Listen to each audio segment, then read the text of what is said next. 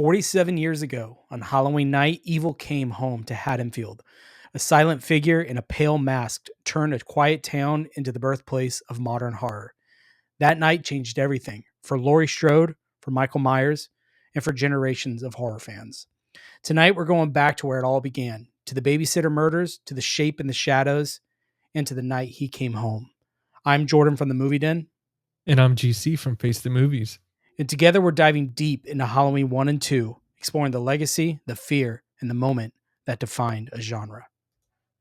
That's right, guys. So just stick around. We're going to roll the intro. I met him 15 years ago. I was told there was nothing left. No reason, no conscience, no understanding, and even the most rudimentary sense of life or death, of good or evil, right or wrong. I met this 6-year-old child with this blank, pale, emotionless face and the blackest eyes, the deathless eyes.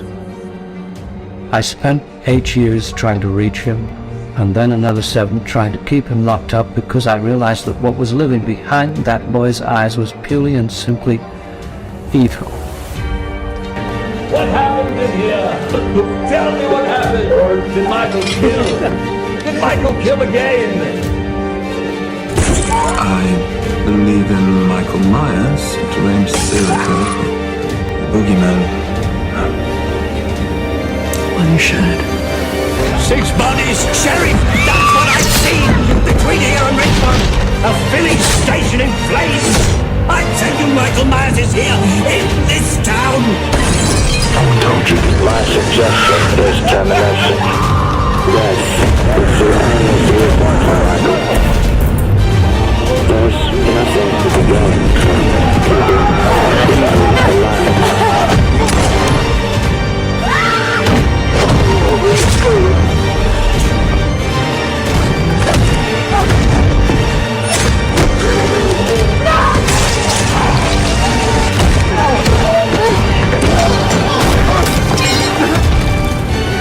These eyes will deceive you. They will destroy you. They will take from you your innocence, your pride, and eventually your soul.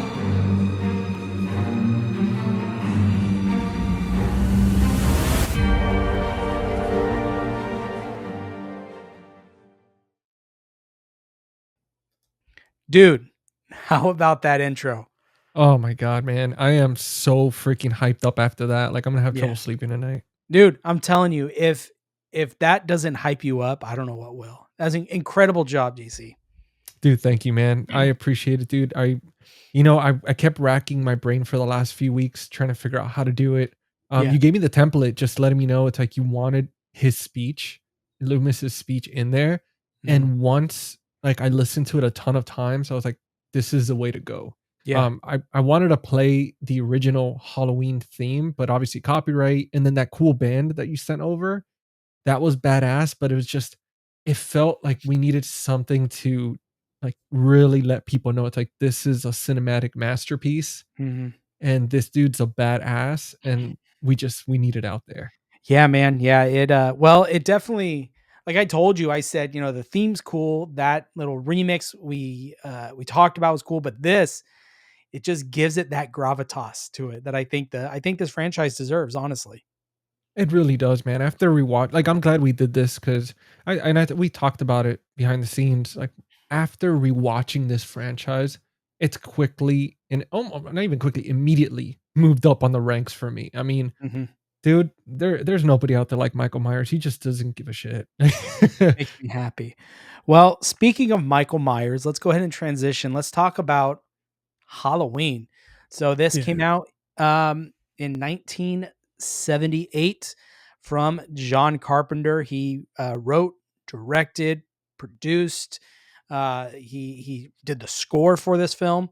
What's your earliest memories, or how did you get introduced into Halloween? Well, honestly, man, it was watching it on TV, and it was never watching the entire movie. It was always just different scenes from it as a kid.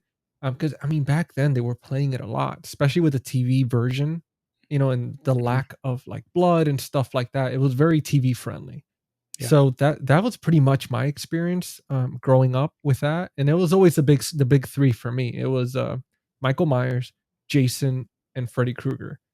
But definitely that mask, that white pale mask, always stuck out, and I always wondered. I was like, as a kid, I was like, "Who is this guy? Like, Mhm. what's his power?" And it's like apparently it's a kitchen knife. Kitchen But knife, and you can't kill him. it's Essentially. tenacity, man. That's all it is. Yeah, yeah. Well, what No, I about you, remember. man? Yeah, I remember. So my dad, this was always his favorite horror film, his favorite slasher, favorite horror icon was always Michael Myers.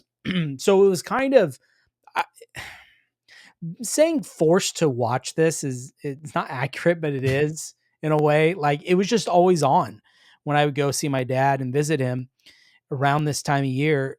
Halloween was on, and he always talked about it, how it was his favorite. Other than that, it was Jason. He wasn't that big into Freddy as much, so I wasn't introduced to Freddy until a little bit later in life. But it was Jason and Michael, and there's just something that I gravitated towards Halloween. Maybe it's the season that I love. That it's a movie called Halloween. That's incredible. Um, but anyways, that's where I first saw it, and it was probably a VHS that my dad had, that I watched, and I watched the original. I mean, I saw it on TV, but my first time seeing it was on, I believe a VHS. Um, and that's what introduced me into Halloween ever since I was a kid, and I'm talking like 5 years old, like, and Dude. man, and it wasn't until a little later in life that I got hooked on Michael. I always knew about Halloween, but when I got older, kind of rediscovered it. It just the passion for Halloween just grew and grew and grew.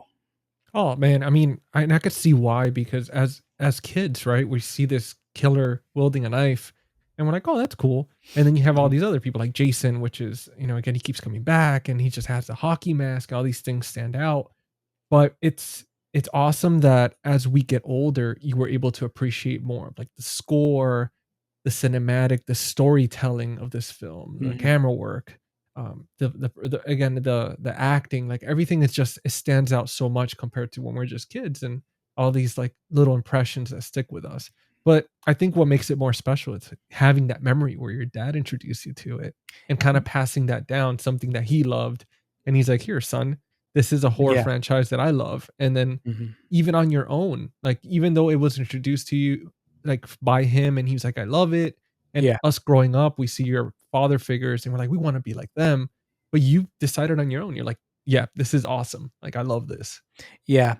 Yeah, for sure. He's definitely where I got my love for horror in general. Like my mom, the scariest thing we watched when I was younger, I think the scariest thing I ever watched with her was we watched on TV The Shining when Oh, I was young, and that was even pushing it for her.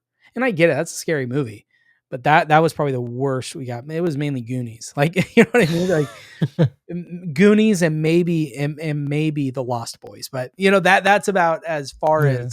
as I went with her. But my dad, it was no holds barred. Well, I'll tell you this, man. They got amazing taste because to introduce you to some iconic franchises, I mean, you Yeah, have like she got between the Goonies, The Shining. Are you kidding me? Lost Boys, and then mhm, you have for a Halloween like that. That's yeah, incredible, yeah, man. yeah. I guess I'm blessed. I was blessed as a kid, and so awesome, dude. Well, let's talk about John Carpenter for a second. Yeah, dude. On his impact on horror and the slasher genre. I mean, I wanted to touch on that because I've heard some people say that, you know, uh, well, I've made the statement before that the 80s slasher craze, even going into the 90s a little bit, would not be a thing if it wasn't for Halloween. Like Yeah. that was in right 78. So that kind of became the benchmark, the framework for all these films going forward. And a lot of people will say, well, you wouldn't have Halloween without Alfred Hitchcock's Psycho. Or, well, I think it's Texas Chainsaw Massacre, or I think it's Black Christmas. And my argument always is, yes, I agree. Those movies came first. And yes, those all had influences on, obviously had an influence on Halloween. But when you take Halloween, it has been by itself replicated so many times. I mean, you look at, I talked about it in my video that came out, at the time recording this today. Toby Hooper's the Funhouse opening shot. It's a mix of Psycho and Halloween with the POV shot. Sam in Trick or Treat, that opening shot is the POV shot. Yeah. And the score too. After this, so many scores were replicated by the simple melodic piano line. I mean, I think to say, well, this film wouldn't have happened because of this film. Well, you can keep going. You can keep saying that, and that can go back forever. It's like an endless loop. Dude, it really is, man. Mhm. It is an endless cycle because, in the end of the day, there's no original idea out there. There's always something inspired by something else, and it doesn't have to Mhm. be in the same genre. For example, Yeah. and you have like in music. I'll bring this up real quick. You have somebody like Eminem, right, where he was inspired from like people from like Elton John, Yeah. which is complete. He's obviously, we both know Elton John doesn't rap, and it goes like with Halloween Mhm. and so on. I mean, there's always a form of inspiration. Nothing just comes out of thin air, and if it does, it's very very rare. Right. And that's kind of where I'm at, where, I say this film defined a generation, a genre of film Yeah, that before, yeah, there was some, Black Christmas can be is called a slasher. Um, Texas Chainsaw, but everyone credits Halloween for the most part. I mean, um, I can't think of his name right now. The producer for all the Friday the 13th and all that stuff. Anyways, I think it was the yeah. director. I can't remember who, but they said themselves, they directly credited John Carpenter's Halloween as the inspiration for Jason, Dude, I mean, it's a for Friday template the to 13th. dude, it's a template to build tension. Mhm. Like this film specializes in that, where you're just constantly like the tension on edge. You're like, what's gonna happen? Is he gonna come out?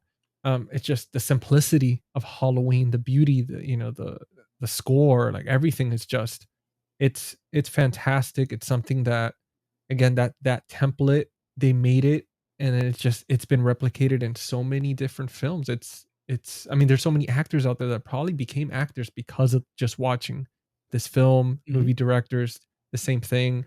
It's incredible, man, and it's one of those that every time you watch it, I feel like it ages better and gets better Yeah. compared to all the stuff that we're used to now. Mhm.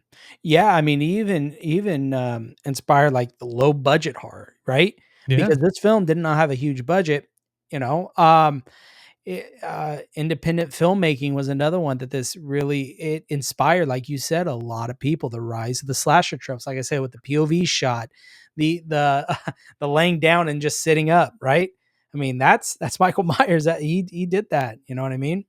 Dude, you know what's funny with this film, that a lot of people don't know this, and I found out recently, but so Robert Englund used to be neighbors. He was upstairs neighbors to John Carpenter. Okay. And one time John Carpenter's out in the yard just collecting leaves for this movie. Yeah. And Robert Englund just kind of came out, and they're buds. So he was helping him out collect leaves. And I remember, I think it was, if I'm not mistaken, during the casting for Star Wars, that I believe across the hall they were doing two castings, and I want to say it was Halloween as well. I may be confusing with a different film, but I remember hearing it from Robert Englund recently, where he was talking about that, how they were like, oh, right across the hall, John Carpenter's out there, recruiting for this film and stuff. But it's crazy how, like, how big of a hold this film has, where it's like, Mhm. we have Freddy Krueger himself collecting leaves for Michael Myers, and it's Well, just, yeah, because the film wasn't even shot during the fall. I think it was summer, and so they had to go in yeah. between shots of them walking down the, I think it's Orange Grove Ave, throwing dead leaves to make it feel like fall. It's so funny. I just picture somebody throwing them, and then as the camera passes, then they're picking them back up again to use them. That's probably what happened. I wouldn't be surprised. Like, don't crunch the leaves, right? You got to reuse them. You're like, step around, just step around for the love of Yeah. God. Yeah. But I think too with Michael Myers, and after this we'll move on to Halloween, the movie, of course. But this, he's a cultural icon in my eyes. Yeah. I No, mean, absolutely. you obviously they always say the big three. You know, who is it? Michael, Jason, and Freddy. They're the big Yeah. three of that era, and you see it everywhere. It really is, because with Michael, it's all in the eyes, or the lack of eyes in Mhm. certain Yeah. in certain Mhm. films, but it's all there, man. The iconic when he sits up kind of reminds me of the Undertaker from wrestling. The Yeah, way he just to sit up, that's probably just where he got it. dude, I wouldn't doubt it. I would Mhm. not doubt it if he wasn't inspired by that, because it's just exactly the same. Yeah. But even Michael's iconic just stance, where he just stares from a distance or stares from a yard. It's whenever you think of something creepy like that, whenever you feel like you're being watched from a distance, Mhm. usually that's where it stemmed from Yeah. Halloween. Well, and even like the shot when he goes, when he stabs Bob up against a wall, and he just does the little head tilt. And how many times do you see that now? Yeah. I mean, it's kind of been a horror trope. Yeah. I mean, you see Jason do it. Like after a few of the movies, you start noticing that, where he just kind of does that, the shepherd head Mhm. tilt. Like, yeah, yep, Yeah. the shepherd head tilt, exactly, exactly, man. Well, Dude, what's up? no, I was gonna say that it's funny because with my dog, with our shepherd, we Yeah. always joke around that he reminded us of Jason, but then we quickly realized that it was like we had it all wrong. It's Michael. Our dog is always just doing that like blank stare from a distance, and there's just nothing behind the eyes, and it's funny, dude. I just want to throw that in there because every time I see this damn dog, I'm like, there's nothing there. That's funny. Yeah, you like even my I have two. My boy, I feel like sometimes you look at him and it's glazed. There's nothing. Yeah, There's nothing there's. going on. There's nothing going on upstairs. Okay, so Halloween, 1978. Mhm. The concept of the shape, right? Because if you looked, and it's very widely known in the credits, when the credits roll for Halloween, it's not Michael Myers, it's the shape. Um, why do you think that is? It's I think it's kind of known why he's called the shape, but why is Michael Myers such a terrifying figure to you? I just think because of how much he's there, but he's not there. You feel his presence even when he's not on screen. And the fact that he's so good at sneaking up in the way he does, he just Mhm. feels like he could be in any room or all rooms at the same time at any moment. So I think that's the difference between him and, again, like out of the big three, he's one of the creepiest ones, because it's just the second you realize he's there, chances are you're already done by the time you fully realize. Yeah. Yeah, I mean, you see him named the shape because that's what he is. He is a shape of evil. He is the embodiment of evil itself, and Yeah. evil surrounds us. And I almost showed my more of a nerd side for Halloween, but it surrounds us, it binds us, it penetrates, the force. But that's kind of what Michael is. He's like it's almost feels like he's there and he's gone like the wind in the next second. Yeah. Like he No, just it's kind of true. flows and he could just be anywhere at any time, like you said, like evil. It is. I think it's a perfect metaphor for it. I mean, and Mhm. eventually throughout the week, as we dive into the other films, we'll be diving more into that, into how his presence affects everybody even after he's long gone, or allegedly gone, right? Because evil never dies, apparently. Yeah. But it's incredible, man. It really encompasses like fear, anger, that blood lust, and it's just he's an icon. Like Yeah. it's just without shadow of a doubt. Do you see him as pure evil or kind of a blank slate of fear? I think it's just pure evil. And the reason I say this is because if you look at any horror icon out there, he's the only one that I've noticed that even kills dogs. Like he wants to kill kids. He's killed dogs in the movies. I mean, there's nothing stopping him, no obstacle in the way. He's not like any of the other ones where they're just like, I'm not gonna worry myself with that. It's like, no, if you're in his way, like there's been very rare moments where he's like just kind of skipped out on killing someone, but Yeah. then obviously it comes full circle with him. But Mhm. he's an unstoppable force, and he just takes anybody out that's in his way. He's like a Yeah, missile. I see him as, and this obviously kind of goes into the other films, which we'll discuss those later in other episodes, but or at this point we would have already discussed them. Yeah. But like in 20, is it 2018? You know, the kids, they run into him. He kind of just, he's methodical about who he kills, right? Yeah. So like you said, if you're in his way, he's not gonna go another way around you. He's just gonna go right through you. I think one that he did go out of the or it probably didn't bother him was the sleeping baby. Was it upstairs or No, it was downstairs in the living down room, I to? think. Yeah. He just he looks at it and you could see maybe he thought about it for a second. Oh, okay, never mind. We're gonna go. Yeah. So, but yeah, Michael Myers, what a stud. Dude, it's crazy how right, because we've seen all the films, and that moment with the baby, that was surprising to me because this guy's always been pure evil, right? I mean, again, for the most part, we see him and he just sits, he just stares. He's very methodical the way he does things. He plans Mhm. everything out. Um, but when he sees that baby and he kind of looks over, it's one of those, like, you expect him to do it and then he doesn't, and you're kind of thinking to yourself, that's weird because again, he's like taking out dogs. Like, Well, wouldn't you argue that makes him more scary because he's unpredictable? You don't know what he's gonna do. yeah, it's true. And you know what what I realized with that particular scene, it's that it's almost like like Michael is this like heart pounding, like blood pumping in his veins type actual detector for the possibility of bad. It's almost like, you know how they say with Santa, right? If you're like, if you're naughty or nice, he's gonna know. And with Michael, he has this thing where he just wants to go after people that have a certain thing in them. I mean, we learned that about Laurie, and obviously, if you guys are watching this episode, we've already talked about the other films. But there's a moment in the big three films from 2018 all the way to end where one of the characters is talking to Laurie and telling her, "Oh, like, why didn't you give in?" And you see that side of her where it's like that darkness is in there, but she kind of represses it. And Michael, it's almost like he senses that. He's like a Mhm. hound for that. Yep, I agree.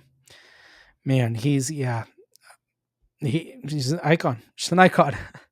Now, Halloween '78 is Jamie Lee Curtis's breakout performance. Yeah. Um, and some would say is the idea of the final girl trope. And she was also, it was a big deal because her mother's Janet Leigh, right? The actress who was stabbed in the shower in Psycho. So that was her mom. That's big shoes And to fill. that's what I'm saying. Um, so how do you think her performance is, and what stands out to you the most about Jamie Lee Curtis's character in the first movie, her role that she plays? Yeah, I think it's interesting because rewatching the film and just Mhm, seeing her and like supposed to be a 17-year-old girl at the time in the movie, and in real life she was about 17, 18 years old during filming. So I mean, actually it's funny, they did cast her proper for the most part.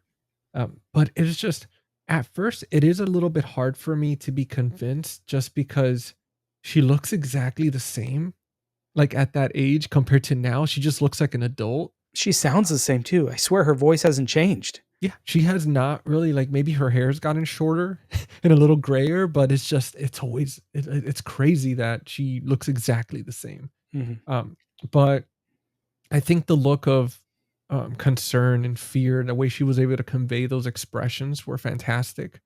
Obviously the screams were great. Overall, I mean, especially for being her first gig, I think she did a phenomenal job. I couldn't possibly see anybody else taking on that mantle. Like it's just you could tell there was something about her face, and then you have Michael's mask that go hand in hand. It's almost like a peanut butter and jelly sandwich, Mhm. right? I mean, but it's just, dude, I think she did perfect. And yeah, I honestly, there's not much more I could say about it. I mean, I'm trying to think if there was any nitpicks or anything that I did have, but for being her first role, I mean, incredible. Yeah, I think her performance was just great, and she does a really good job at playing. I wouldn't say the goody two shoes role character, but she definitely is straight laced, right? Yeah. She's a straight laced out of her friends. The whole conversation she has when they're walking home from school. Oh, I forgot my book at school. She goes, "What do you need a book for?" Yeah. All right. What do you need to say? I don't study, kind of a thing. And or the scene where she's in the car with her friend and they start smoking and she's you could tell that she's got this moral compass that she keeps that her other friends don't. Maybe that's why she survives. I don't know. Maybe that's why Michael is after her because I don't know. But I find that very interesting with her character. You think that's what it is? Do you think with her character, right? Because like you were mentioning, in the car, she has a moral compass, even though she does have that bad side. Because then you do see her kind of like smoke and stuff. Mhm. So there is that badness that wants to come out, but her moral compass kind of is like, no, you have to be good. Do you think Michael comes after her because he wants to turn her bad? He wants to bring that dark side out of her? Or do you think it's because she has such a moral compass? It's kind of like dark against light type situation, and he wants to kind of shatter that. I would well, if we're talking exclusively just Halloween 1 right now, let's Yeah. pretend Halloween 2 doesn't exist. Yeah, I could argue that there's Yeah. a good versus evil type of concept there. Like he's But if drawn to it. yeah, yeah, like a moth to a flame almost. Dude, I swear to God, I was just thinking that in my head. I was like, yes, like you said it for me. That's awesome, dude. Yeah. He but of course if we talk about Halloween 2, Yeah. that idea I think completely gets retconned and goes out the window. What do you think that is? Well, I'll tease you here. We'll talk about more the whole brother and sister thing. Yeah, that's true. Yeah. Um, all right. Let's see. So we talked about Jamie Lee Curtis, her knockout role. I think is this film. I think it's great. She's also great in H2O. But we're talking about this. um, but let's talk about the use of suspense, tension, and we talked about the POV shots of John Carpenter's directing style. Um, because as we kind of talked about, I think you might have alluded to it earlier, is the lack of the gore, the Mhm. lack of the blood, where until the later films, even you don't get a lot. It's very minimal. It's more of just fear, atmosphere, suspense. I think music cues play a huge and vital part of these films and the way that these scares work. Um, I think one of the scenes is I can't remember the exact scene, but I just know what happens all the time when he kind of appears and it does that little da da da da little trill, Yeah. little stuff like that. And John Carpenter does such a masterful job at working with shadows. I noticed. What are your thoughts on his use of those different, the way he uses shadows, the way he uses his scores to build that tension and suspense? Well, I'll start with the score, right? Um, to me, I feel like the most effective type scores are when they incorporate the piano or like a violin, because they have that dark tone to them, especially the Mhm. piano. And the fact that he's able to, 'cause, I mean, so the song for Halloween, like I've been playing it on my piano, and it's such a simple few keys, and that's it, just a repetition. And the fact that he was able to create something so effective that he uses it throughout the entire film. He didn't need any big orchestra or anything like that. It's just a simple. the right keys being pressed, and when you see the shadows at the right time, and that's it. And I think it was so masterful because this is a perfect template, perfect example. We talked before where less is more, Mhm. and especially with the budget that he had and working on everything himself. I mean, it's incredible.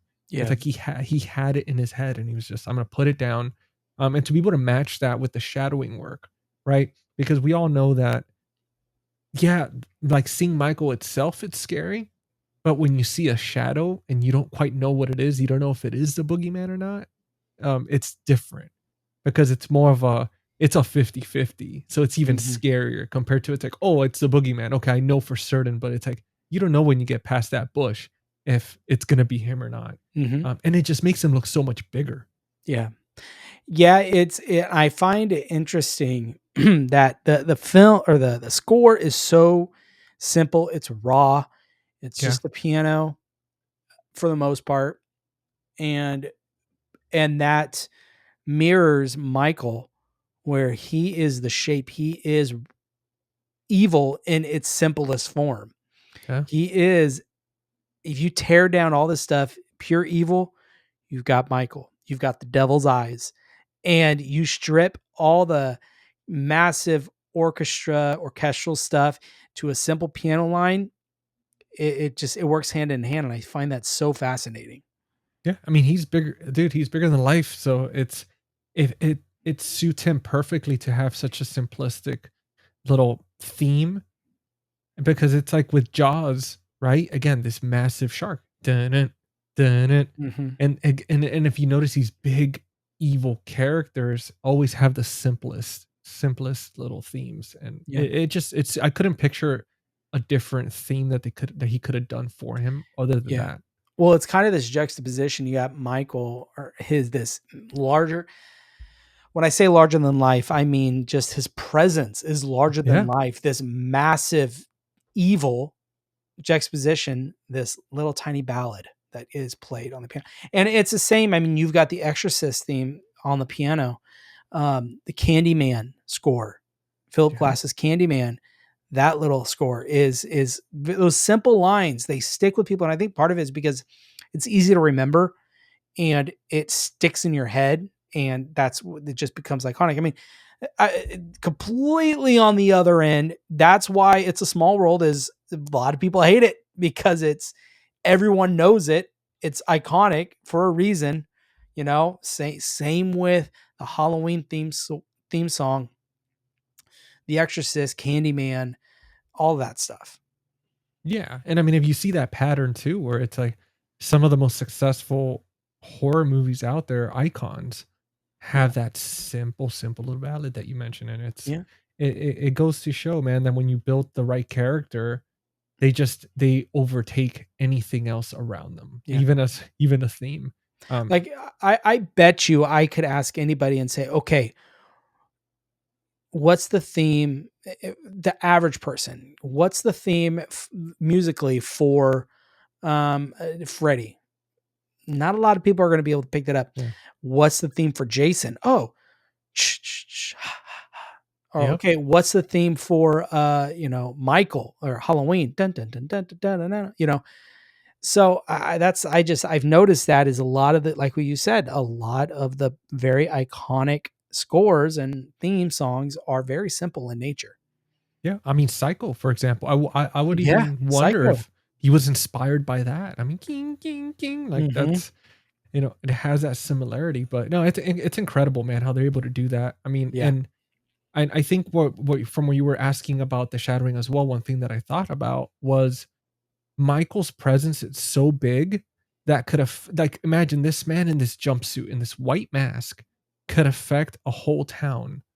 It's just, it's incredible the fact that this one figure, where you just see him there and he looks like a mere man and could get into so many heads and just really change and bring the worst out of people. And Well, that's what I was just about to piggyback off you, and I yeah, wanted, because I've heard people talk about this, and they kind of allude to it in the David Gordon Green trilogy, the Blumhouse trilogy, but that what scares people about Michael so much is he brings out and reminds people of the evil within themselves, and we all have it.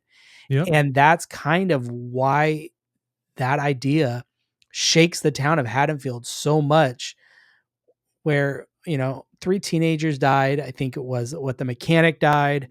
There was a few others that had died The in this sheriff's field. daughter. The sheriff's daughter. Well, yeah, that's part of the 3 teenagers. But um, to just shake Haddonfield as much as it did, and if we're going off the timeline of the 2018, the later trilogies, for it to affect 40 years later, I Yeah. think there's something to that he pulls out the evil in everyone, or makes them realize the evil in themselves. I mean, it's true because when you look out in the world, right? I mean, you have stuff happen, you have shootings, you have stabbings, you have all these things happen all the time, car accidents, you name it. But like in the cinematic world, for a character, he just killed 3 people, right? Not saying that it's not bad, but it's like compared to other casualties that happen throughout life, throughout the world. But for him to kill these 3 individuals and for that to stick in people's minds for 40 years, I mean, dude, and to affect them to that point where even people that maybe didn't know the people that died, but had just an encounter with him, like maybe just ran into him and that's it, or just seeing him briefly, just seeing his shadow or just feeling him in the room, that's Mhm, all it took. And for the rest of their lives, they're just like traumatized. mhm. Oh, for sure. Yeah, he definitely has something about him. I think is he it's a presence he has with him, and I think it all goes to, like we talked about, he can be there 1 second and be gone the next, and just everything about it. I think what John Carpenter did with this film is just so incredible. Well, let me ask you. So, do you think that, well, first, is there anybody in this first film? We'll talk and then we'll jump into the second one. But for this first film, is there anything that you would change as far as for either characters, storyline, any specific scenes that stuck out to you that you didn't care for? Hmm, that's interesting. I'd have to think about that. Well, why don't you tell me what you think, and then I'll think about it. Well, so it's interesting because so to a lot of people may not know this, but there's different versions to the first Right, movie. right. Like you have the TV one, which recently today I hadn't seen the TV version, and I started watching a certain clip of Dr. Loomis where he's sitting in that room with the other 2 doctors and they're Yeah. talking about Michael's case. And when I was watching that, I was thinking to myself, wow, this is actually kind of cool. Like I like this. I like being able to see him trying to like figure all this out behind the scenes and like fighting with these doctors and again like kind of like verifying that presence of evil with his Mhm. obviously with his speech. I mean that actor just Donald Pleasance, absolutely, yeah. yeah, Donald Pleasant. There's no other actor that could have pulled that off. I mean, we saw that in the intro. I mean, his speech, the way he describes Michael, is one of the best descriptions of evil that I've ever heard. Mhm. And it's just, I feel like, that should have, that those scenes should have been incorporated in the main film, and it's just not just for TV. I think that would have been a plus, but I mean, that's something I'm still working through, like seeing the rest of. I think it was like 14 extra minutes or something. Yeah, you know what I wanna know is how he learned to drive. That's one thing. Yeah, Because what was he? I absolutely. think 6 years old. Yeah. Yeah, he was 6 years old, 15 years 21 when he broke out. So you're telling me he figured out how to drive to go from Smith's Grove Sanatorium to Haddonfield? That's what I wanna know. Yeah, the dry. Yeah, that for sure. That was kind of like an interesting one. It's like Yeah. what? It's like what? But Like I he's do want just I do wanna push back on your thing about adding the kind of the why and yeah. the Dr. Loomis, like, diagnose in the process, I would say, of diagnosing Michael. They did that in the Rob Zombie Halloween. The first half of the movie, maybe a little more than a half of the movie, is all Michael first getting introduced to Dr. Loomis, being called from the school to, of course, the incident happened where he kills Judith, and in that movie, he kills everybody. Takes them in, and it shows his slow process and descent into darkness. And people did not like that. That was a lot of people didn't, because they had said, well, I don't want Michael to be explained because he is evil itself. I want him to just be. He is just there. He has no reason behind him, or they don't want to see how he got from point A to point B. He's evil. And a lot of people didn't like that. Yeah. No, and it makes sense. I mean, we've talked about this before, where we talked about the 2006 Texas Chainsaw, like the prequel. Mm-hmm. And I mean, that's the thing, after watching, like, going through the Halloween franchise, even watching like part 5 and stuff like that, and seeing certain scenes of seeing Michael struggle and stuff like that, it really made me not like not fear him, compared to like the first movie. You see the second movie where it's just this unstoppable force. And I do agree, like, there is moments with these type of characters where there shouldn't be so much explanation. It happens with Jason, for example. It's hard for me to feel bad for people getting killed in Friday 13th because of what happened with Jason as a kid. I feel bad for him, like, okay, you came back, they let you die, and then they kill your mom. And then it's like, okay, I see what's happening here. But with Michael, it's different, right? He's just evil. That's it. He just one day just snapped as a kid, killed his sister, and ever since then, he's just been waiting like this guard dog, just Well, waiting. yeah, I mean, that's what people did not like about the Rob Zombie, is because they gave him a terrible childhood. I think, Resurrections were kind of messing with that too. yeah, With yeah, it was, why can't, Malcolm McDowell plays Dr. Loomis in the Rob Zombie movies, and he talks about how he has the the the the perfectly, like, I forget the words he says, but it's basically the perfect concoction of internal and external factors that created Michael. Right? He had a terrible home life.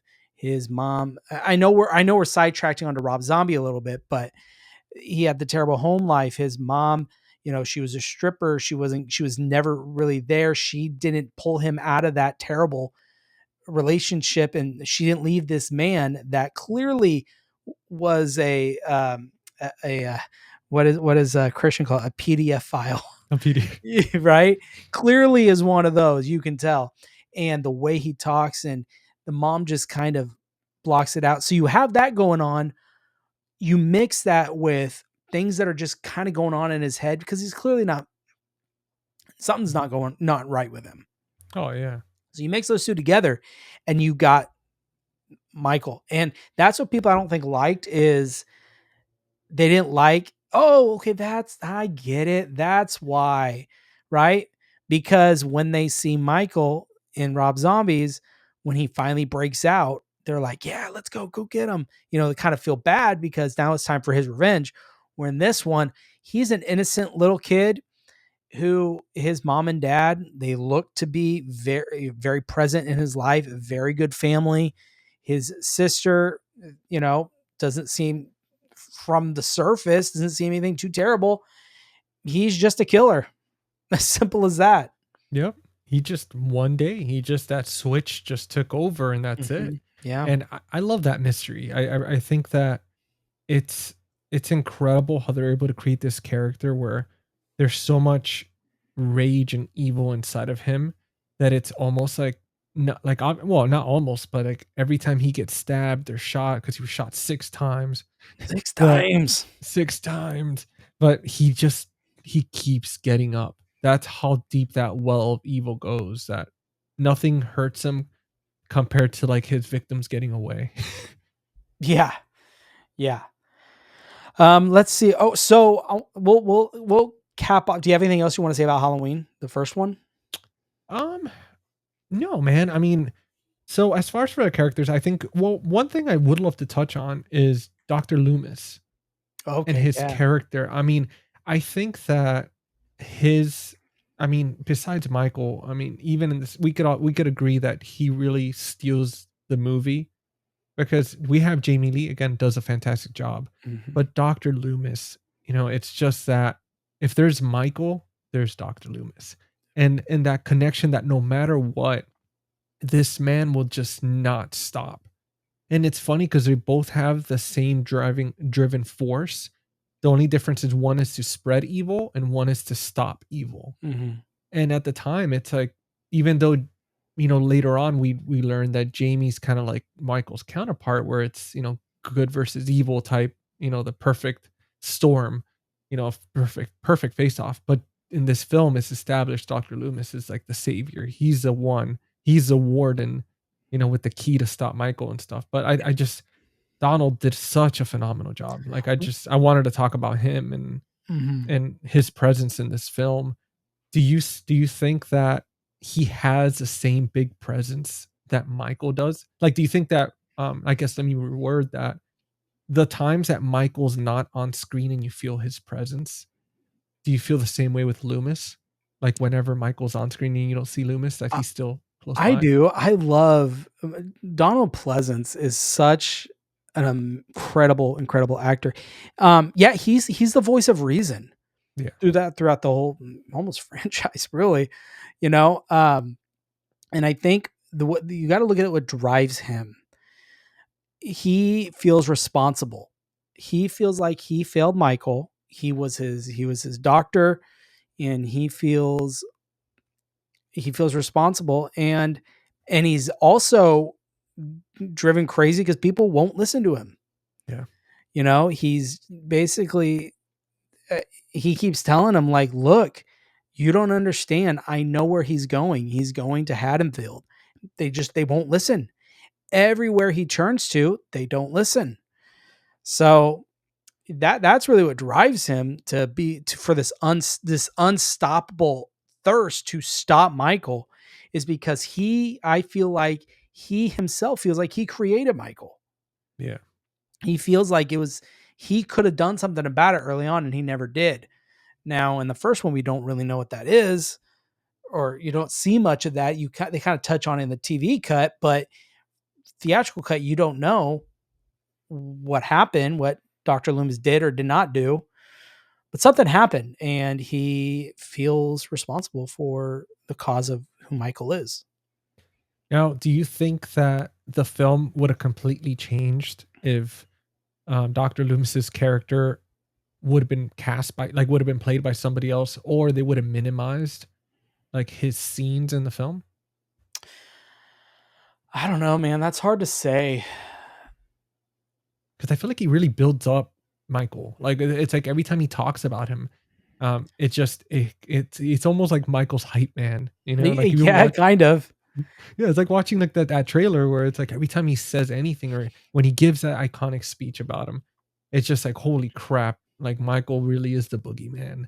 He's like Um, he's like uh he's like Paul Heyman to Brock Lesnar or something, it right? it it really is. Yeah, I Mhm. mean when you think about it, because it's true. It's like you'll see Michael standing behind a bush and this and that, and yeah, it's creepy. But the fact that you're reassured by Loomis saying, like, that's not a man, like that's evil and there's nothing behind the eyes, it's what really I feel like sets it off. Because I was Mhm. thinking about it earlier. I was like, I wonder if maybe they wouldn't only not kept like they would have focused more on Jamie Lee and instead of him. Like, I mean, because obviously they focus on her too, but if they would have definitely focused a lot more on her than him, I wonder if it would have changed the dynamic on Michael a little bit. Possible.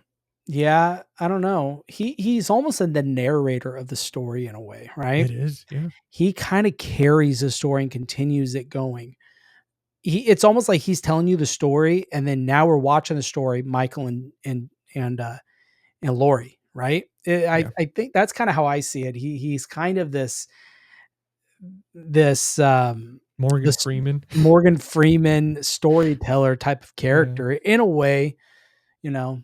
But yeah, he does such a good that speech. We just keep bringing that up where he talks about when he met the kid at 6 years old, and when you look into his eyes, there's nothing darker that you'll ever see. He calls it the devil's Yeah. eyes. So, That's and crazy too to talk about a kid like that. It's like, damn. yeah, Look, he was 6 years old. I mean, I know he stabbed his sister, but geez, man, like, yeah, yeah. Well, there's just no remorse. And I think that's what he's talking about. There's nothing there. yeah. So, Um, yeah, man, great movie. What's the scariest scene to you in Halloween? I want to say when like when Jamie Lee is walking down the street on the sidewalk with her friend, and all of a sudden, like you're waiting for her friend to go around the bush to see if he's there, and then like she calls Jamie Lee over, and she's walking over. Laura, I'm gonna use her character name, Laurie. She walks over, and right when she peeks over, there's nobody there. And dude, that had me in suspense. I know it's very simple. It was just the simplest scene, but the fact that it was in bright daylight and it really built that tension. I think to me, I was like, holy crap! Mhm. Like is he, I don't know, we're gonna come out and kill the friend or something? Like, what Yeah. is he gonna drag her away? Because I had completely forgotten that part. Yeah. So I think to me that was the most like um tension building for me. Yeah, for me, it's always going to be the scene when Bob, Linda's boyfriend, gets up. I think he goes grab a beer, Yeah, yeah, and it's the way it's lit is so well done, and Michael's kind of in the shadow, and that's where you kind of, and it's interesting because throughout the film, he kind of I mean, there's certain things he disappears behind the bush that makes him feel supernatural, but other than that, he drives a car. He's creeping on Annie, Lori, and Linda when they're driving, and then speed kills, and he slams on the brakes. Right, there's something kind of humanistic about him in those parts. Makes him feel like, oh, this is a serial killer, yeah. right? Just a psycho man. But that's a scene where I think we start to see the supernatural aspect of him start to take place. Because come on, it's almost near impossible to hold someone up, to stab them with a kitchen knife and pin them to a wall without, without the kitchen knife ripping through them or it being pulled off the wall. And then of course after that, he takes Michael's got a funny side. He takes the ghost drape and puts on his glasses over the top and goes over to Linda and eventually chokes her out with the phone cord. Um, but that was the scene that always stands out to me is he pins him to the wall and then he does, we talked about it, that kind of what you call the Yeah. shepherd head tilt, right? He's Uh, no, dude. It really is supernatural because obviously we know Michael's like what he normally does when he was in the asylum, and it's just sit and look out the window. So it's not like Michael's out there working out or anything. All he does all day is just sit and wait. So mhm, the fact to be able to have that strength just naturally to be able to pick somebody up like that, it's no easy feat. I mean, mhm, the guy, I mean, try even, it's like even picking up a dog. Like once a dog's over like 50, 60 pounds, like there's no, I mean, good luck picking up with just one arm. And especially he's mhm, picking up a human being where even with dead weight, even if the person's moving around, it just throws everything off. So mhm. one-handed like that, I mean, dude, it's incredible. Well, and then he, of course, has that creepy where he like the head tilt. It's almost as he admires it as a work of art. Like, Yeah, look at this, I did this. Look at he admires it, and that's scary. That's creepy. dude, it is, man. And do you think that with, because obviously we hear throughout the franchise with each kill he gets stronger and like darker and darker, Mhm. but do you think it's one of those like that moment, it's one of the key moments where he's like, I really love my job. Like he's like, Maybe, yeah, maybe, yeah, because it does. He gets stronger, more supernatural because then he carries the gravestone, the headstone of Judith Myers, and puts it on the bed, and puts yeah, Linda lays it on the bed like that. Headstones are heavy. They're like full, like I don't know what they're made out of, but rock, some type of rock, and they're heavy. So for him to be able to do that, there's some supernatural aspects to him, which oh I yeah, think as the film progresses, you start to see that more. Either it gets revealed more or he becomes more, right? And then because once he shoots him and he, you know, wakes up, then it's like, oh shoot, okay, all bets are off at this point. oh yeah. Well, we've talked about more, right? You were just mentioning that, but I do want to bring something up, and two particular things in regards to Halloween 1 that I actually have to do with less. So this mask, right? This iconic mask that we have of Michael Myers. Would you believe that it was a Captain Kirk mask for $1.98 that they just repainted? Yeah, I know. They opened up the eyes, painted, dyed the hair, and kind of give it a quick haircut. I know. That's Dude, crazy. and then I think the craziest thing, which I wasn't aware for the longest time, that they shot this in 20 days with only a $325,000 budget. Dude, That's to nothing. create like this film, I mean, they were, especially during that time, I mean, dude, like with the lack of technology and obviously CGI at that time didn't exist. And I mean, for John Carpenter to take that feat to just be like, oh, you know what, we're gonna repaint this mask, make it creepy. I'm gonna write the theme for this, and we're just Mhm. gonna call it a day. Yeah. Yep. It was, I mean, the story simple, but even the simple, I think it was originally the idea was a babysitter murders. That was Yeah. the original idea for it. And they kind of spun off of that. I'm Yeah. glad they didn't do that. The babysitting murders. Yeah, because I mean, there's a book I think called The Babysitter Diaries or something, Hmm.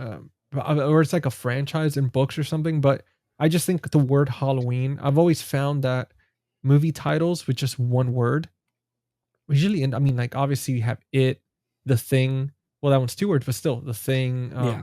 You have so many films that just right off the bat just become a success. I mean, look at Jordan Peele. All his movie titles are just Nope, Up, not Up. I mean, Us, and all that stuff. And Yeah. Um, Anything else you want to talk about Halloween, or we can move on to Halloween 2? no, let's do it. Let's do Halloween 2. All right. Halloween 2. Dun, dun, dun. Yeah. So Halloween 2, of course, takes place right after Halloween. It literally, the opening of Halloween 2 is the ending of Halloween. You see the whole Michael getting shot, Laurie looking at Loomis and saying, uh, was it the boogeyman? That whole scene. And then he looks out the window, he's gone. And now it's the hunt for Michael. Well, first we got to get Jamie out of here, or Laurie out of here. She's in bad shape. So she goes to the Haddonfield, I forget what the hospital is called, but goes to the hospital. And now they're looking for Michael. And what I think is crazy with this is that they almost kind of mirror 20 Halloween Kills, in a way mirrors Halloween 2 with the mob mentality you see in the film, Yeah. where there's certain points where there's Michael, and he gets ran over, burnt up, and they find out it's not him, right? Or the scene where they're in the middle of the street, Loomis and the sheriff, and you've got 3 or 4 Michaels, and they're getting ready to go shoot him and go after him. And then of course at the end, or not near the end, but the townspeople show up. The sheriff's like, no, guys, go home, be with your families. And Loomis kind of, tells them, sit down, shut up, go look, basically gives them a charge to go find him. The sheriff goes, what was that for? And he goes, look, you have no one on payroll right now. These are the only guys you got. Right. And I think it parallels a lot with Kills, because Kills really, really dives into that mob mentality in that movie. And it kind of mirrors it with this one. And of course you have the Halloween, or the Halloween, the hospital sequence, right? Where Jamie's not as much in this one. Yeah. You have someone new playing Michael, right? And fun fact, this mask is the same mask they use in the first one. Nick Castle used it in the first one, and he's got a very slender face. I forget the guy. I should know the guy's name, but I can't remember the guy's name who played Michael in Halloween 2. But he had a different, obviously shaped head, and that's why it looks so different. I don't know if you know. I always wonder that. Because throughout the Dick movies, Warlock. That was his name. I always think throughout the movies, I'm like, why does the mask keep getting worse and worse? But then it's true. It really takes into account like the person's head shape and all that. Definitely the first 2, I know for a fact, are the same exact masks. It's just different head shapes. And that's why he looks a little different. He's got a kind of a more wider head. You go into Halloween 4, then it just gets goofy at that point. Yeah, it really is like a parody at that point. Yeah. Let's see here. So, like we talked about, there's the introduction of the hospital setting and how it creates new tension. What do Yeah. you think that new tension is as compared to the first Halloween? Well, I think because the hospital, it's for the most part, we never associate the hospital with anything fun. So it's already right off the bat, you hear hospital, you're like, oh, great. It's usually like the place of either saving a life or death. Mhm. And the fact that it's so understaffed and it's so empty and it's very like sterile, it's very quiet. And with that silence comes that creep factor. And I think the fact that because of lack of people and how big it is, so Michael could just be anywhere in that giant building. He could be anywhere at any moment. It's just creepy as hell, dude. I mean, it's such a massive maze. And Well, most rooms are off, the lights are off. yeah. He's like a kid, and has got his little toy, and he just gets to play. That's Yep. how it feels, right? You've got, I mean, that setting is scary. You take Michael, he shook up a entire town. Let's take him and put him in a hospital where people can't escape. Yep. Exactly. And then the fact that, I mean, we go into that scene where they realize that all the tires are like slashed and messed up. Yeah. And it's like, he's like, you're not going anywhere. And from my understanding, I think the hospital is, it's not too far where there's nothing nearby, but it is a bit of a distance. Yeah. So you can't just cross the street to a gas station and be like, "Hey, help me." Like it's pretty Mhm. it's a little isolated. Yeah. But then you have, I mean, dude, again, having Michael in the house, there's so many rooms he could be in. Right? He's upstairs, downstairs. Although most of those houses were like what 2, 3 bedrooms, but the Mhm. hospital is just countless rooms. He could be hiding under any bed, behind any door, and the way he's able to make people disappear so easily. Like it's just, and he starts taking them out one by one. But I want to touch real quick on that mob mentality that you were talking about in Kills. And I love that I love the fact that they did that for this movie, for Halloween 2 and for Kills. I'm mainly focusing on Halloween 2 for this episode. But I love the fact they did that because it's very realistic, Mhm. right? I mean, that is always something that does happen, especially in small towns when people all know each other and they're very protective. And once they've seen, like even when the sheriff himself, his daughter gets killed in the first one, they're kind of just at this point where it's like we're gonna take matter into our own hands because you guys are not doing your job. We obviously see that scene where Michael just obliterates the police department, and that's when it really goes to show you his true power, where this guy just comes in, takes out all law enforcement for the most part, and he's like, "All right, I'm done with that. Now let me go to the hospital so I can't be interrupted." Yeah. He's a monster. Like the scene where he just literally walks through the glass door, just nope, Dude, walk right through. talk about Or, a creepy scene. Like, are you kidding yeah, me? Like, or that's when you picking know. up the nurse with a scalpel and just holding her up. Yeah, Like, yeah, it's pretty crazy. which we see in Kills when he comes out of the burning house Yep. and he picks up that guy with the, I Hmm. don't know what it was, but it's interesting how the inspiration from these originals, and they kind of paid that homage to these other films, which is Hmm. incredible. Yeah. So we have a returning cast, right? The main ones, obviously, Jamie Lee Curtis, and Donald Pleasance. Yeah. Donald Pleasance, of course, he's still continuing his obsessive search to try and stop Michael by any means necessary. And then, Jamie Lee Curtis, Laurie, she's down for the count for most of the movie, right? There's not much she can do. Um, do you think that? Well, I want to know, what do you think? Do you think it was a good decision what they did with Jamie Lee Curtis's character, where that not put her much in the film when she was such a vital role in the original? I think so, because the thing is, it's like if you have the same repetitive story over and over, it could get a little stagnant at times. Mhm. And I think it's even more scarier because the fact is, in the first film, what's scary is also that she's not really aware of what's happening. So that's kind of, she's like a deer caught in the headlights for the most part. She's just looking over her shoulder and all that stuff. But then in this film, she's drugged up, so she's almost like just like a lamb waiting for slaughter. and then you just have Michael, like you said, he's just playing. He's killing everybody, as his appetizers until he gets to the main course, which is her. But I think that this film encompasses creating more fear and more tension and anxiety because you're sitting there as a viewer and you're like, Jesus Christ, like I need I need her to get up. I need her to kind of like not be out and about, or I need her not to be flirting with that nurse because Michael is still after you. And it just, at least for me, that's how I kept thinking the whole time. I'm like, oh my God, like they can't keep drugging her, doing any of these things. Like I need her mobile. I need her to get the hell out of there. Yeah. This one almost pivots to the true characters of Halloween, and especially leading up through the Thorn trilogy is Michael and Dr. Loomis. They are the two central driving forces of this franchise, and I think this film really focuses on that and starts to anchor that with this film.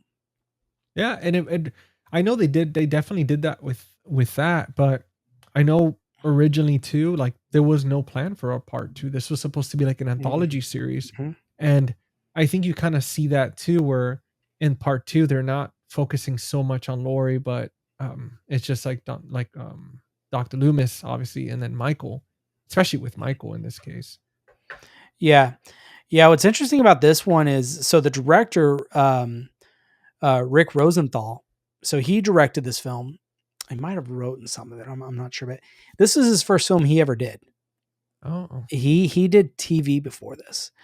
They had to get John Carpenter back in to do reshoots, to add new shoots, because he was contractually obligated and he didn't want to do it. So it's interesting. I'd be curious to see the scenes that John Carpenter had to add in. And I would love to see the cut that Rick Rosenthal did, because I'm curious to see how much of a difference did John Carpenter's input into Halloween 2, how much did it have changed, or what was the effect of it? yeah, like I mean, I'm pretty sure it'd probably be if he had to come in and make those changes. I'm wondering if it's like a whole different movie. Like I mean, because even like we've talked about with a few scenes being changed, it really changes the whole tone of a film. Mm-hmm. Yeah. Well, because I was reading the Taking Shape book, which if you don't have that, I highly recommend getting that book, and then finish that, get Taking Shape 2, which is kind of the movies that never got made. But Oh, anyways, they talk about how I believe it was Donald Pleasance came in and added the more gory slasher type stuff to it, which is interesting because his first film is full of suspense, atmosphere, and this one almost does a 180 shift and is more of a slasher than yeah. a true atmospheric film.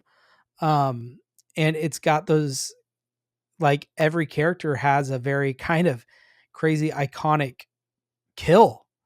The where Bud and I forget the nurse's name, where it drowns her in the boiling water. Oh You my could see God, the the little hot tub. face Yeah, every time she comes up, burn marks everywhere. I mean, that is probably one of the gnarliest kills in this movie.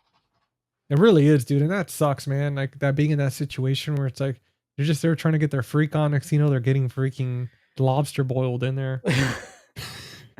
Well, hey, they should have been working. I don't know what to tell you. You know, just using the therapy tub and for the wrong therapy. The wrong kind of therapy, Yeah. exactly. So do you I mean, what's your take on this more brutal approach to Michael? I It was interesting because I would have said if they did a part 3 where Michael was involved and they would have gradually turned it up, it would have made more sense to me. But the fact that part 2 takes place in the same night and all of a sudden he goes from doing these very simple kills to just boiling somebody alive, like that's a big change within a few hours. Uh-huh. So, I mean, not that it bothered me, but I feel like if it would have been done gradually throughout each film, kind of like Nightmare on Elm Street, where through each film it gets a little more zanier with the kills and more creative compared to the original, it kind of built up little by little.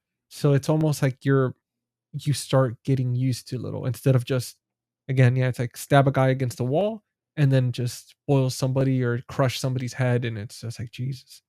Yeah, I wonder if, and you could say how he talked about how the first one, as he kills, he gets more supernatural, more of this Yeah. evil, and then he gets shot and supposed to die. I would argue, I have a theory, he did die, but he was resurrected, and now he's this unstoppable force who can survive an explosion, right, in a room. And maybe that's where that is, where he's just like, you just turned it up to 10, and now he's really just going to go for it. That is true. I mean, the chances of like he shot him 6 times and he fell off that second floor, which I want to ask you real quick. Did you notice, I'm sure you probably did, but did you notice during that scene where he falls off that second floor that he walked off a platform on the balcony? Oh yeah, yeah. Okay, I was trying. What are you talking about? Okay, yeah. Yeah, like you just see him like just walk off the platform and fall. And I never caught it until I watched it on 4K, and I was like, "The hell, there it is." Mhm. Yep. Um, but it's true. It's like, man, I mean, that thought makes sense. Where it's like he died at that moment, and then he came back as something else. Like somebody else, something used him as a vessel, and it came back even more amped up and just bloodthirsty. Because I mean, dude, I mean, that's a whole night and day switch for Michael within just a few hours. Oh, I mean, yeah. I mean, he was sadistic before, but I mean, he took an IV into a woman's vein and just let her bleed to death. Dude, yeah, that was some serial killer shit, That like, is that some crazy stuff. yeah, like, it really I think it boils it down to, I mean, and if you watch the new trilogy from 2018 and so on, you notice, especially in End, you notice that moment with Michael where he's almost, like, powering up after a kill, like he starts getting stronger and stuff. And I think that's what happens with the like where you were mentioning, it's true. It's like with every kill in the first movie, and then throughout the first movie, most of it is just him waiting.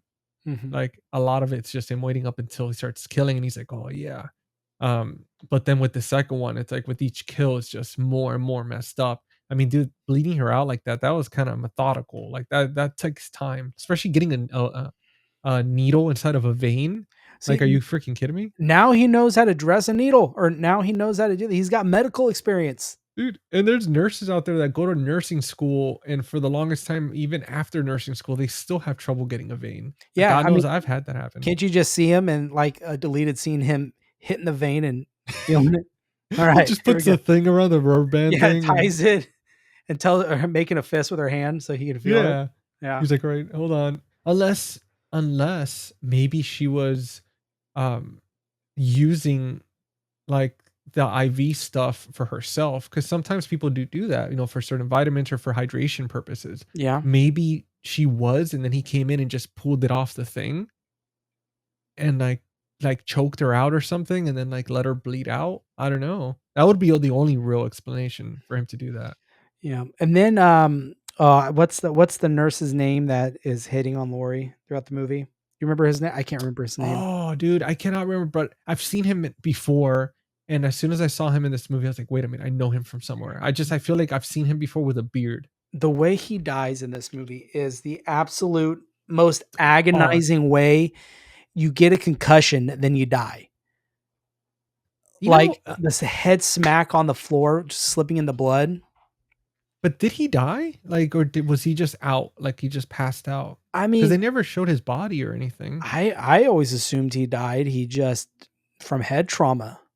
Because wasn't because I mean, if we were to follow, let's say, obviously, there's 3 different, storylines that you go with Halloween, but if let's say we were to stick with 2, and he did survive and it took him a while to recover. Obviously, they were talking and stuff and into each other, and surviving a traumatic experience could bring people together, that whole trauma bonding thing. But do you think that they ended up getting married, and then obviously the daughter comes in part 4 and all that stuff, or even with Josh Hartnett with the whole H2O? where it's like you have You think one. he's the dad of Josh Hartnett or Jamie Lloyd? Yeah, I mean, because I can't remember his name. You know what? I'm gonna look it up right now live because I want to know the nurse's name Mhm. because wasn't the dad's name John or something in H2O? I don't remember. Let me see. Halloween 2.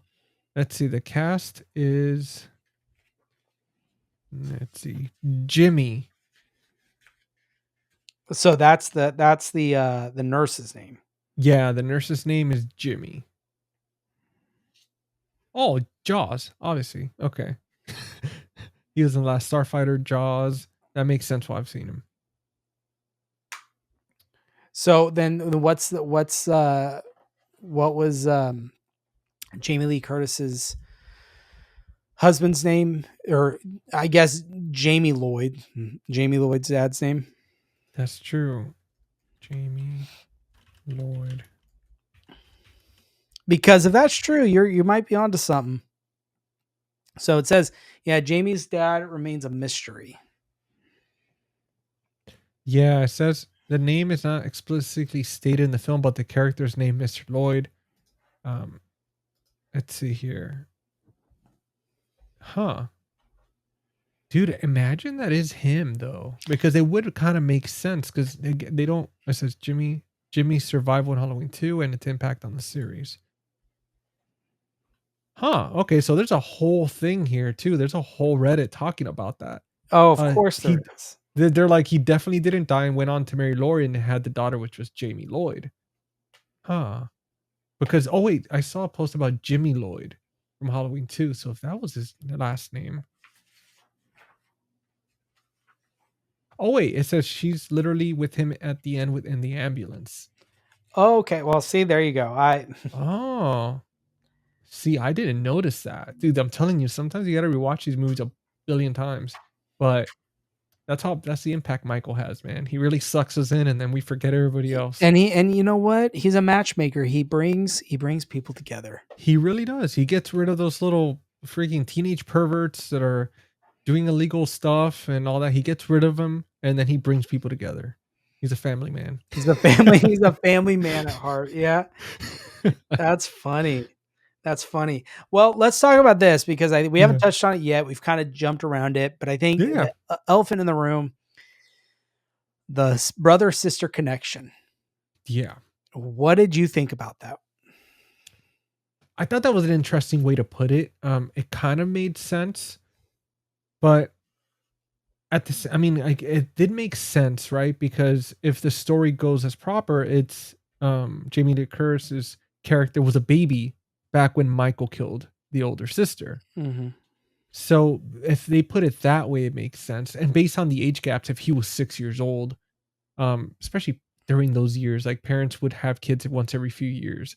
So it made sense, you know, he's 6 years older than her and stuff. So she would have been 5. what, 2? She would have been 2 at the time of when he murdered his older sister Judith. Oh, okay. So yeah, if she was Right? 2, yeah. So Because it's 15 years later. He did everything at 6, so that puts him at 21, and she's 17 in the movie.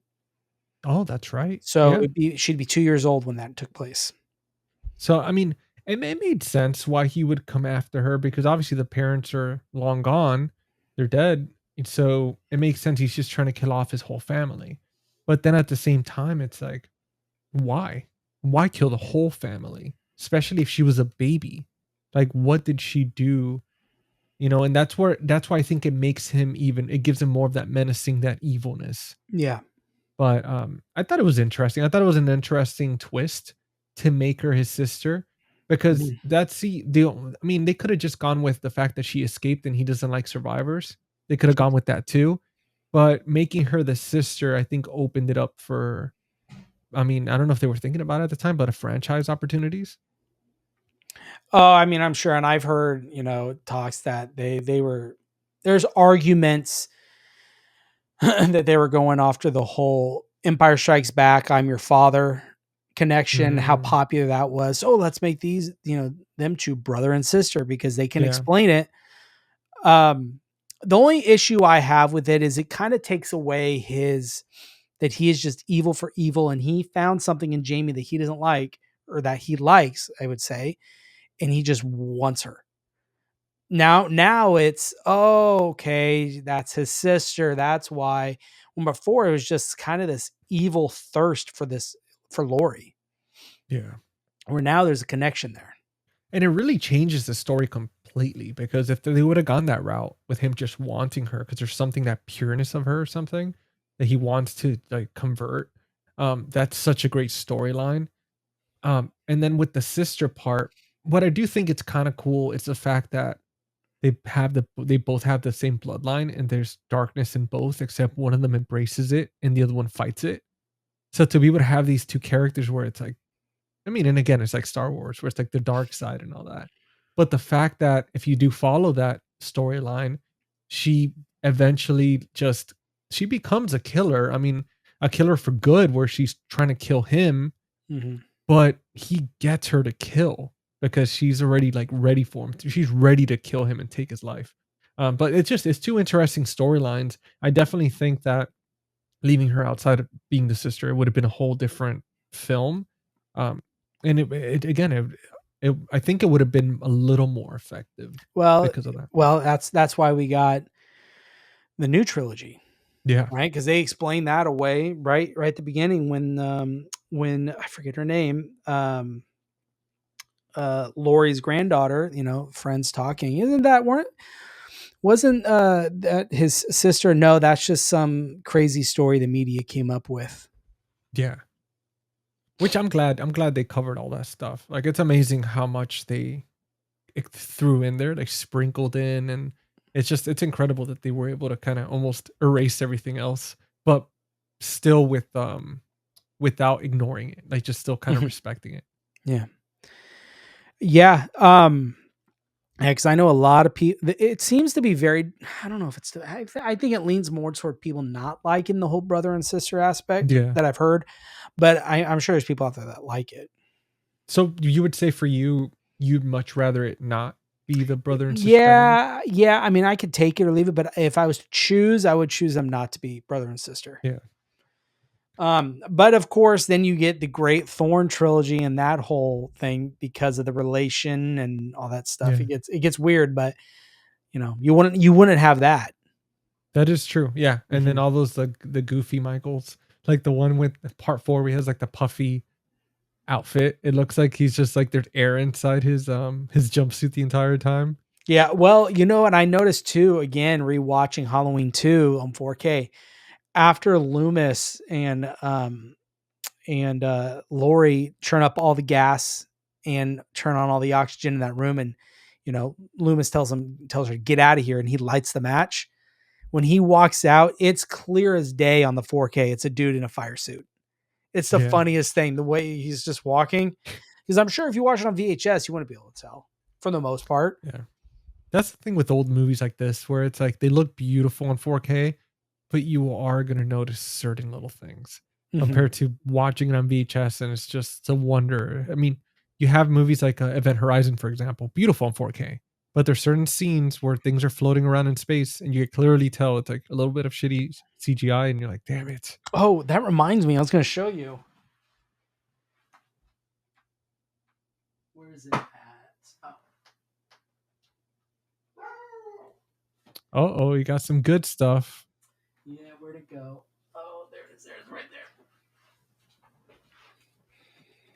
Ooh. Oh, yeah. That's beautiful, I man. haven't watched it yet or opened it, Oh, dude, but it's beautiful 4K. They did a fantastic job. yeah, I love this the slip they did with this. What's funny with this though, not to go get too sidetracked, but this makes me think it's a zombie movie, It really does. Yeah. doesn't It, it? absolutely Dawn of the Dead style, but in Yeah, space. yeah, or like Evil Dead with the hands or something. Well, there's a comic book that came out. It's like I think a four-parter, which explains what happened to the crew before them, because they touch on it in the movie, but the comic book is supposed to kind of really explain everything, which is some sort of like Hellraiser type situation Okay, going on. okay, cool. Yeah, I'm excited to check that out. So do you think Halloween 2 is scarier, more violent, or is it just more formulaic than the first? I think definitely more violent, definitely more scarier. I mean, I think the setting itself and the fact that they used an actual like an actual facility that was like legit and everything was just empty. I think that really sets it off because it's not a set, it's a real hospital. I mean, you see it, and I mean, again, dude, those kills, like, I mean, the thought of being freaking dunked in like boiling water, like that's so painful. I mean, every kill was just methodical and Mhm. definitely a different like different movie. You could tell Michael didn't get rest that night, and after midnight, he was like, you know what, screw this, man. Yeah. Yeah. I I definitely see it as more violent. I don't know for me personally if it was more scary. I think the first one definitely has a more scare factor for me. And that could just be a nostalgia thing for me that I Yeah. like it. It's a better film. So I'm gonna automatically say, yeah, it's scarier. Um let's see. So we'll go into a kind of a fun question. What's the best kill or the most memorable kill in Halloween 2 for you? I think it's when he kills that cop. Like, well, so that one was a good one, but I think when he picks up that, and I hope I'm not getting them confused, but no, I'm trying to know because I'm thinking of which one was it when he picks up that kid in the staircase by the head. Do you remember which I'm talking about, or was it That- I don't think that's in 2. that was that part one? Am I getting it mixed up? I think it was where he's in there with the girl, and she's like the daughter. Oh no, I'm sorry, dude. It is part one. Sorry, guys. I got them mixed. I've seen so many Halloween movies in like a week's span that I'm just kind of blurred them They all blur it together, together. Yep. dude. But no, I would say the one with the police officer or the rent a cop where he keeps opening the doors and in the hospital, and like just when you think Michael's gonna get him, he's not there, Mhm. and then he just comes out of nowhere and just freaking like destroys him. Like I thought that was a pretty good one, Mhm. and I thought it was like very. It was just it really built it up pretty well. I kept thinking I was like any second Michael's gonna jump out, and then he doesn't, and I'm like shit, come on. Yeah, for me, it's 2. It's the obviously the dunking the head in the therapy tub. Yeah, that was Dude, that one, it's something about it's burning alive, or not burning alive, but she's boiling, getting boiled to death essentially while drowning, or the one where he drains her blood out of her vein. that's a good I one. mean, Yeah, that that's was a just creative one. evil. Yeah. Well, okay, I guess could we pick some runner ups and we just say Jimmy almost taking himself out, just doing Oh yeah. trying to help Michael out. He's like, you know what? I'm just gonna give you a hand. I'll Yeah, just take just myself don't out. don't worry. I don't want to deal with that. He's like, I'll see my way out of here. Don't worry about it. You take care of the big fish. I'll just knock myself out here. God, fucking what an idiot. Um, so out of the 2 films, hmm do you have a preference? Damn, it is a tough one. I definitely think the first one for sure. Mhm. And the reason why it's because that scene in that staircase, with the sheriff's daughter and everything, and where he picks up the not the boyfriend but the guy she was hooking up with, when he picks him up the way he does, and the guy just like spits in his face and stuff. It was one of those like, dude, it was so bad, such a badass scene because the guy was almost like "f you," and then Michael's just like. Yeah. That showed Yeah, his power, dude. Like, that was badass. for me it'll always be the first one. Yeah. Always, every day, anytime you ask me, it's gonna be the first one. I think it's I think it's a perfect film, in my opinion. I don't see any faults in it. Um, I'm sure a lot of people do, but for me, I don't. In my opinion, that's what's great about film. It's subjective. Oh, yeah. Absolutely, man. Um, What about at the like, out of all the films, like, if we were to just say out of every single Halloween film, you would still say the first one is, like, your top one? yep, Okay. it's always number one.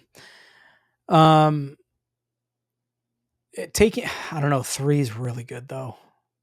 3 is good. I just felt like with 3, it was definitely even though it's a part of Halloween, it also isn't because they do show the first Halloween on the TVs and all that stuff. But I think the presence of not having Michael and all that, it definitely puts it in its own like subcategory of Halloween. Well, and that's really, I think, what did that movie injustice was the fact that they called it Halloween, because that was obviously, we talked about it, that was originally their concept was they're going to make every movie is going to be based on Halloween night. It's going to be a different terrible tale, Yeah. essentially, and that's what that was.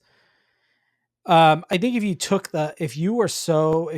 I think, how am I going to say this? If they took out Halloween name in it and just called it Season of the Witch, I think it would be well more accepted. Now I think a lot of people are coming around to it. Actually, I know they are, but at the time it wasn't. I think Yeah, that was no. part of the reason people were so expecting to see Michael. I'll tell you right now, when I was a kid and I remember when that movie came out on TV and I just watched the whole thing and I'm like, where's Michael Myers? Mm-hmm. And I kept thinking to myself, I was like, I hate this movie. And I never watched it as an adult. Like that, watching it as a kid on TV, that's as far as I got. So after, I mean, I'm 38 now. So imagine like after like 30 years or something crazy like that. It's like I finally rewatch it on 4K. And after rewatching, I was like, man, like, and I completely forgot too. So I was thinking there'd be some sort of link with the masks and everything. I was like, this explains Michael and everything. Yeah. And then when I got to the end of it, even my girlfriend was like, what the hell shit was this? And I told her, I was like, listen, let's remove Michael out of the equation. It's a fantastic movie. It's Mhm. fantastic. But the fact that what they did wasn't communicated, it ticked off a lot of people. Not to mention, they kind of shot themselves in the foot. You created such an iconic, such iconic characters. When you create people like Dr. Loomis, Laurie, and then Michael and put them all in the same room like the way they did, how can you expect, and then you do two movies like that? How can you expect like for people to be okay with the third one to just not have him in there except on a few shots in the TV? Like Mhm. that's crazy. Yeah. Yeah. It was definitely a bold move, especially to put the label Halloween on it. Yeah. Like I said, if they didn't have the name Halloween, I think it would have done pretty good.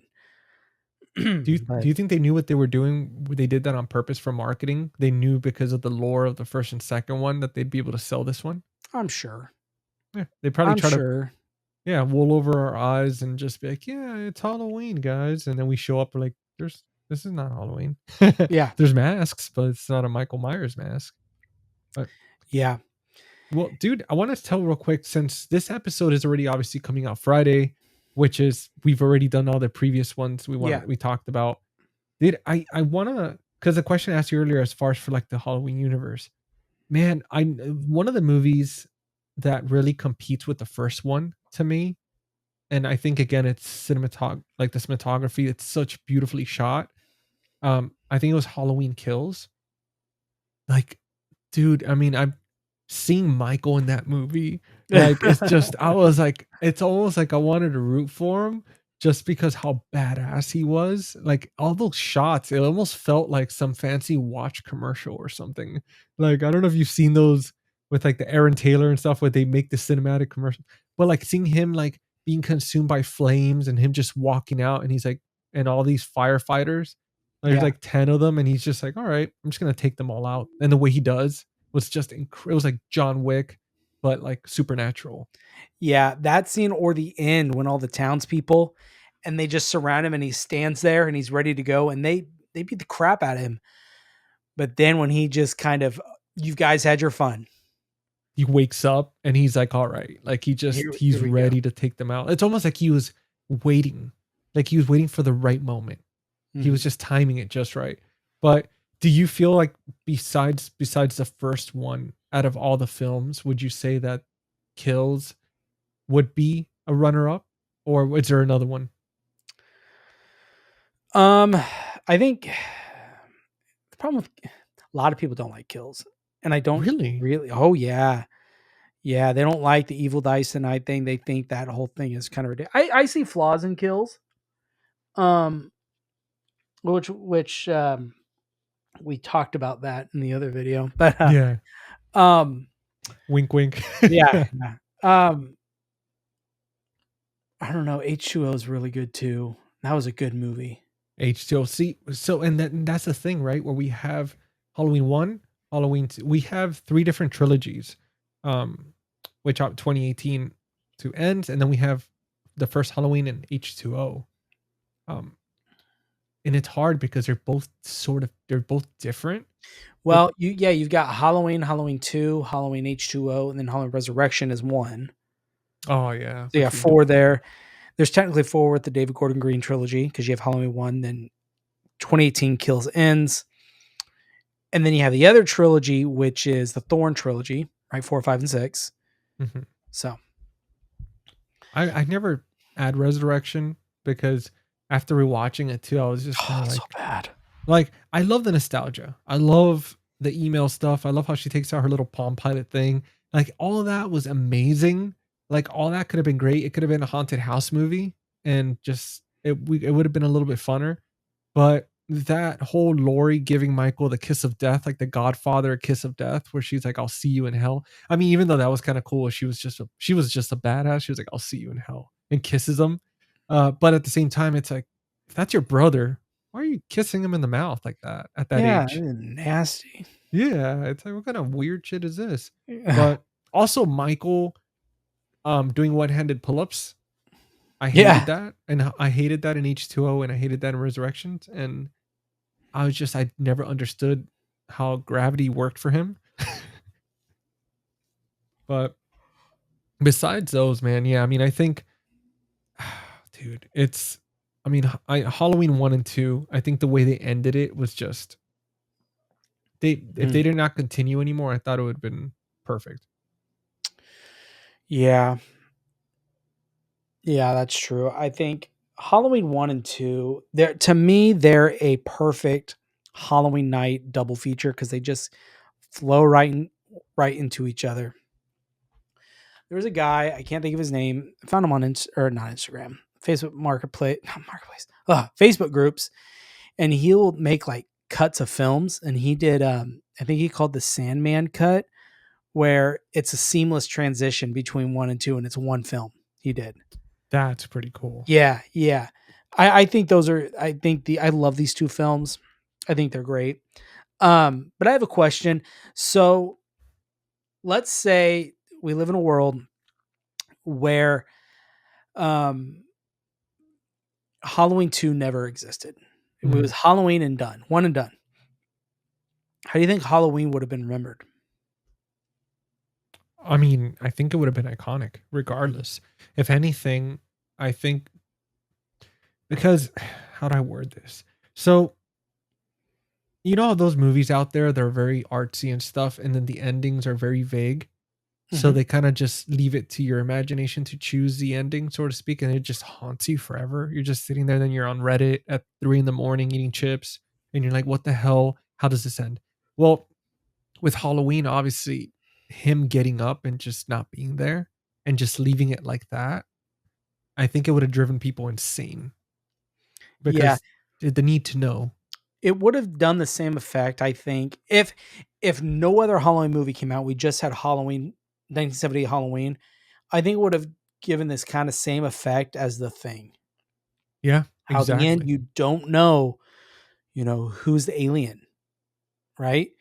And people argue about it so much about who they think it is. And I think it would have been similar. I think it would have been similar with Halloween. Yeah.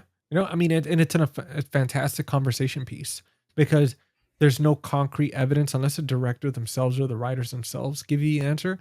You could talk about it for eons and still wonder it's like what happened.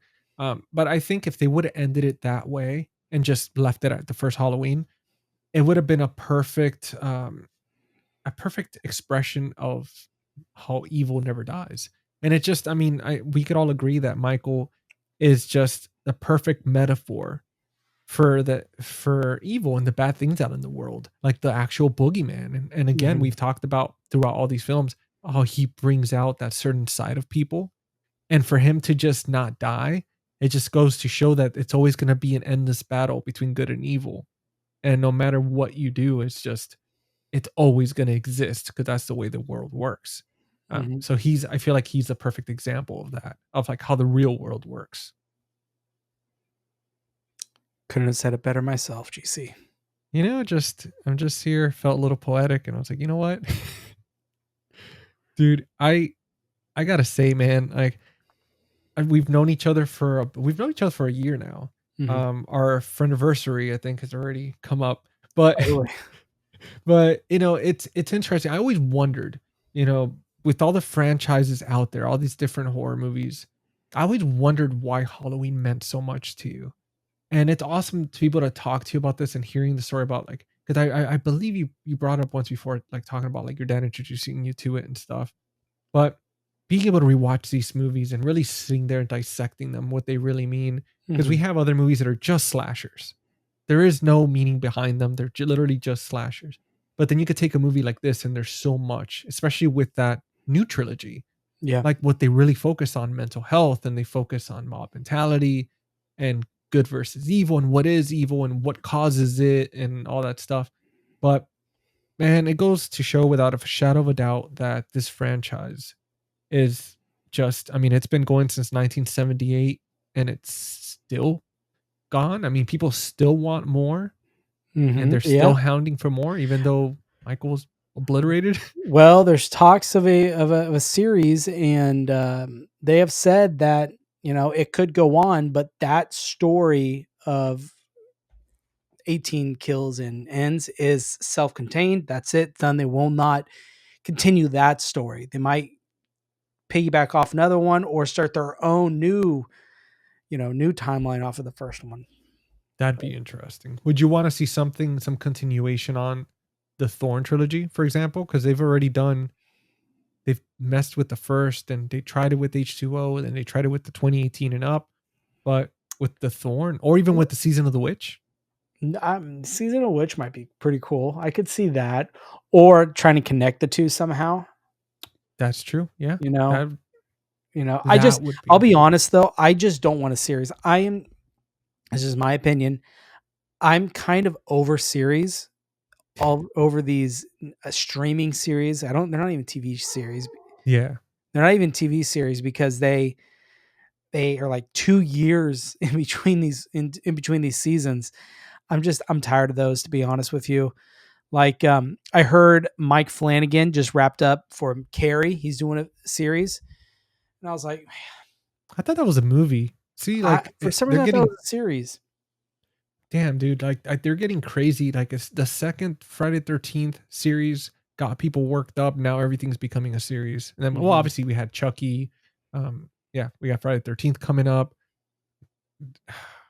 Like, what else are gonna do? Leprechaun, like A Hellraiser Leprechaun series. series.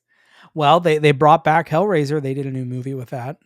That's true. Yeah, that is true. Well, that was yeah, that was like that remake version, Yeah. like the more modern one. But Yep. I mean, it'd be interesting.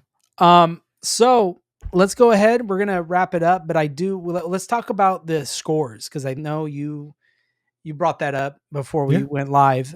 So Halloween on Letterbox out of 5 has a 3.8. that's atrocious. I it's gross to me. I don't know why it needs to be higher. But Yeah, if you were to rate, if you were given, someone asked you, what's your Letterbox score for Halloween? What do you pick? I gave it a 4. Okay. I gave it a 4 because there was like maybe like two things that I wasn't too excited for. Which one obviously was Michael driving. Like just randomly he's just like Vice City, Grand Theft Auto in people.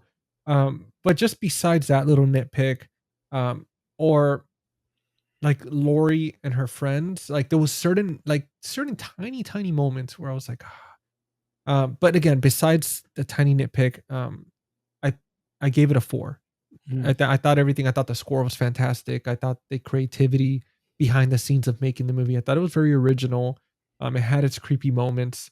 I definitely, I definitely laughed when Laurie was looking out the window and Michael was just standing in the yard staring, and it just made me think of my damn dog because I'll just I'll look in the camera because I have a camera set up in the living room, or whenever I'm in the kitchen, I look in the yard, and I swear, dude, I gotta get this record. I'll be washing a dish and I'll look out the window, and my dog is just sitting in the middle of the yard, just sitting there staring like Michael, just staring right at me. And when I rewatched the movie, I laughed like a little too hard in that scene, and I was like, man, I was like, damn it, That's Michael. funny.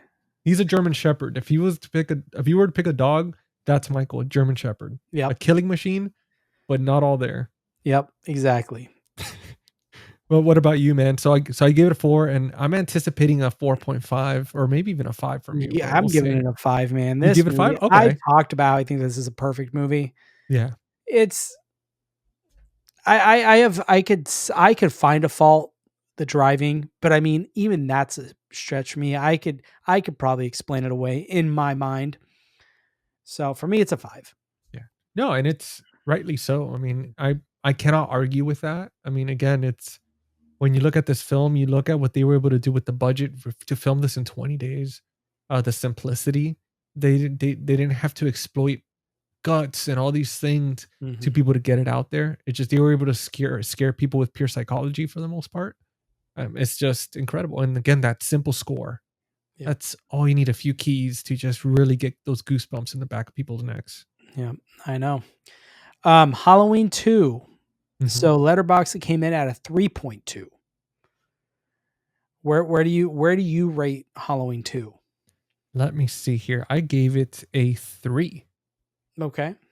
And I think the reason I'm trying to think of the reason why I give it a 3, because I know there was certain moments that they were okay for me, but why the hell did I give it a 3? I'm trying to think, because that is a pretty low score.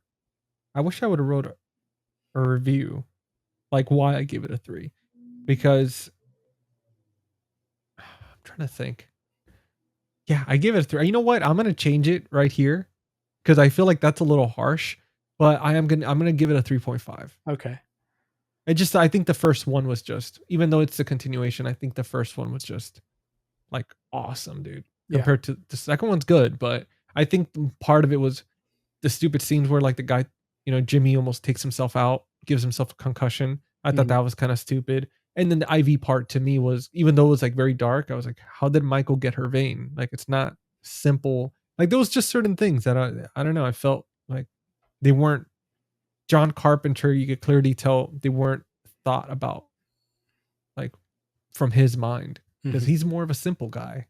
Yep. But what about you? Yeah, I'm gonna go with a 4. Or Okay. no, I'm sorry. No, yeah, a 4.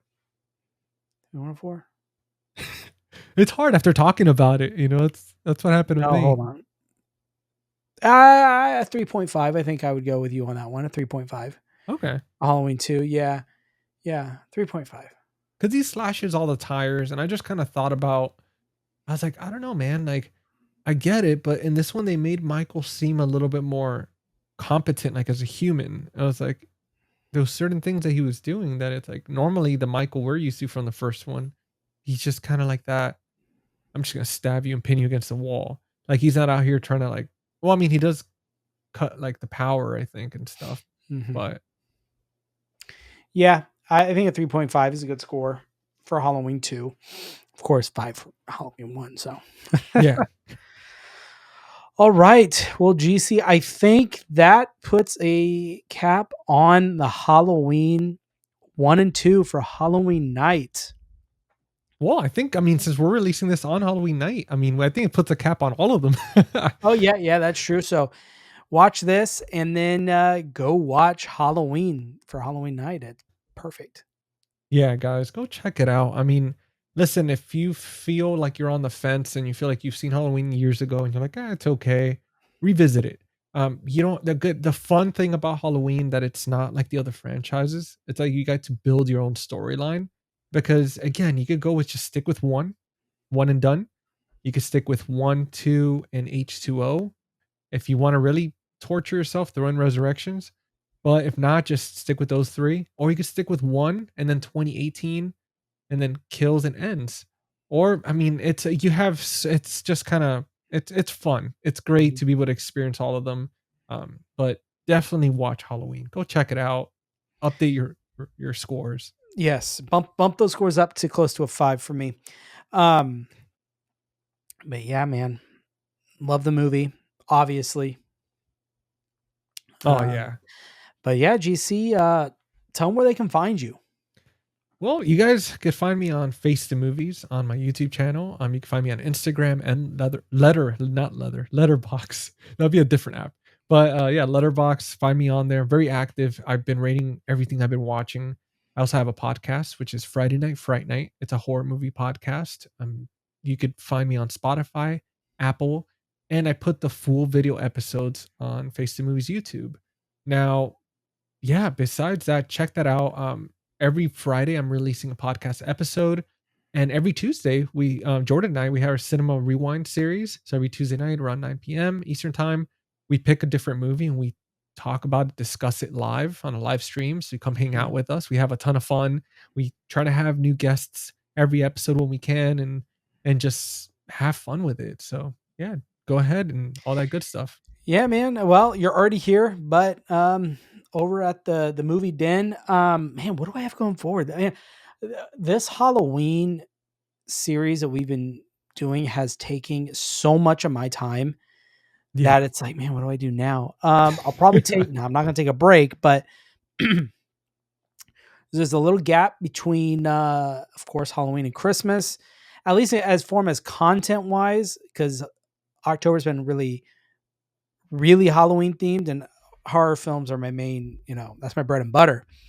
But Christmas, December, I'm really going to dive into the whole Christmas thing. You guys, it'll be a lot of fun. Might do it a little earlier. So you'll just have to see what's going on in November. It's going to be fun. But what? Oh, I guess I should talk about stuff I do. Fear by Year, we do that once a month, mainly with Steve. Unfortunately, he was supposed to be on these series this week. Some stuff came up, and he just unfortunately wasn't able to make them.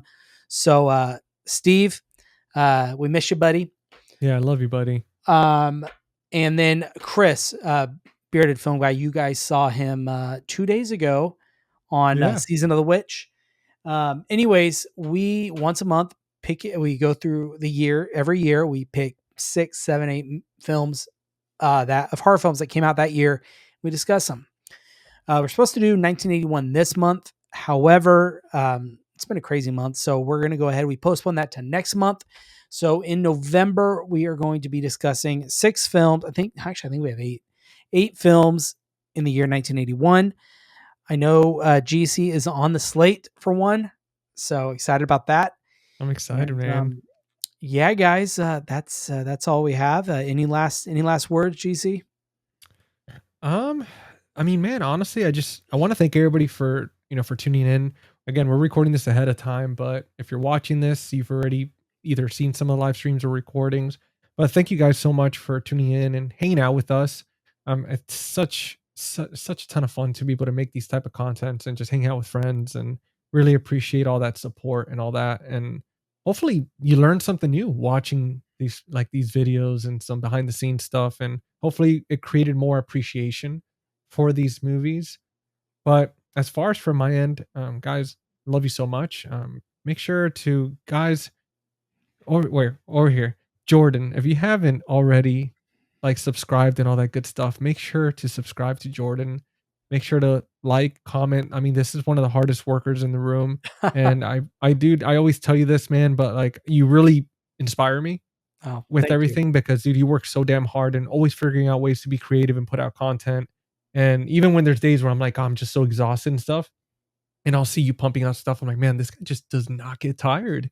He does not have a bad day, and if he does, he makes content anyway. So it's an inspiration, man. You deserve all the subscribers. It definitely takes a lot of time, but I do appreciate that a lot. Thank you, man. And guys, to everyone out there, I hope if you stuck with us through this whole video, or you've been with us through all these streams, thank you so much. This has been a kind of a little passion project that I brought to the guys a couple months ago, that I thought, man, this would be cool to do. So maybe annual thing. I don't know. We'll see. This was tiring, but